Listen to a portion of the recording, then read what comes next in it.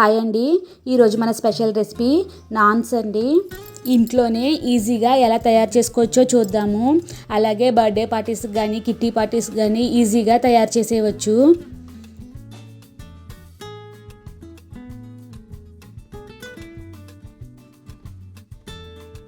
ముందుగా నేను ఒక 1/2 కిలో మైదాపిండి తీసుకున్నానండి.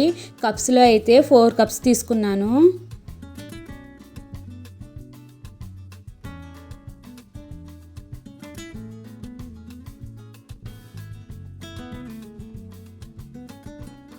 ఇప్పుడు మైదాపిండిలో 1 spoon baking powder, 1 spoon baking soda, 1 spoon salt, 1 spoon sugar వేసి ఒక్కసారి మంచిగా కలుపుకోవాలండి. మీ దగ్గర బేకింగ్ పౌడర్ లేకపోతే 2 స్పూన్స్ బేకింగ్ సోడా వేసేసుకోవచ్చండి. కానీ బేకింగ్ పౌడర్ వేస్తే ఇంకా సాఫ్ట్గా వస్తాయి.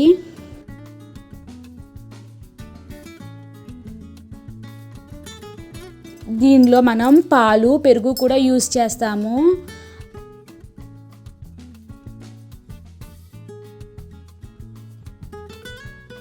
ఆ తర్వాత కొంచెం పాలు, కొంచెం పెరుగు వేసుకుంటూ మనం కలుపుకోవాలండి. చపాతీ ముద్ద కన్నా కొంచెం సాఫ్ట్గా కలుపుకోవాలి.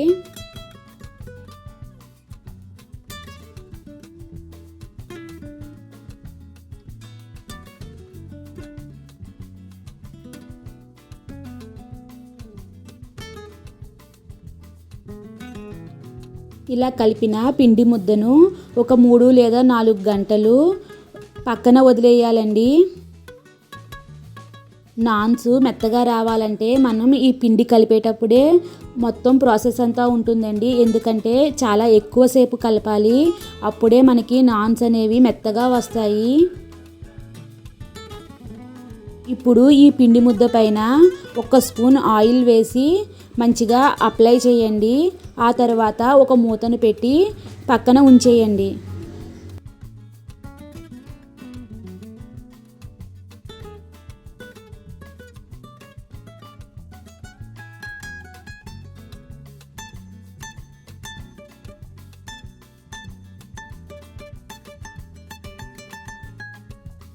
ఈ 4 అవర్స్ తర్వాత పిండి ముద్ద ఇలా అవుతుందండి.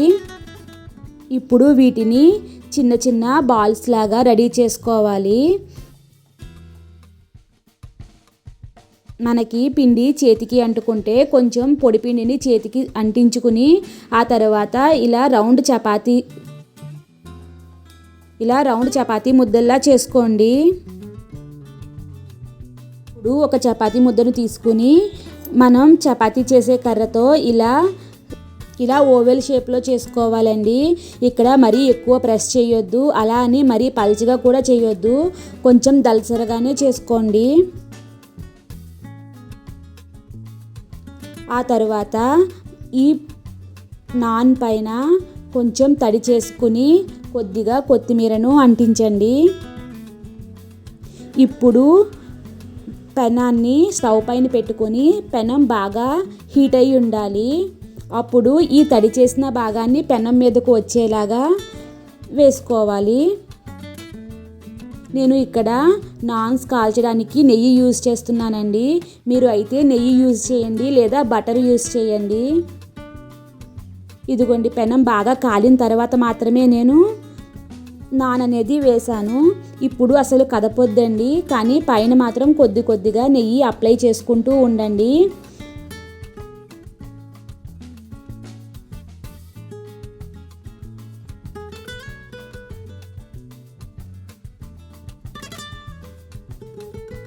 కొంత టైం తర్వాత ఒక్కసారి నాన్ని కదపండి. ఇప్పుడు పెనాన్ని పక్కన పెట్టుకుని ఇటు సైడు స్టవ్ పైన కాల్చుకోవాలండి.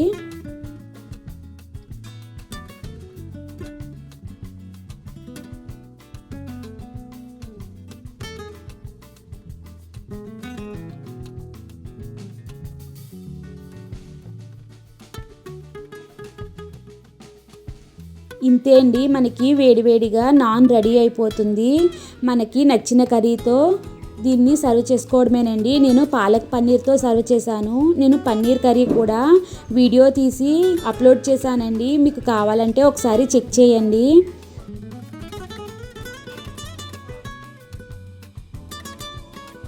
కావాలంటే నేను ఈ ప్రాసెస్ మళ్ళీ డిస్క్రిప్షన్లో ఇస్తానండి, ఒకసారి చెక్ చేయండి.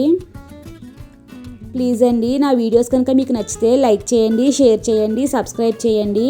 వీడియో ఎలా ఉంది అన్నది మీ కామెంట్ ద్వారా తెలియచేయండి. Thank you so much for watching this video.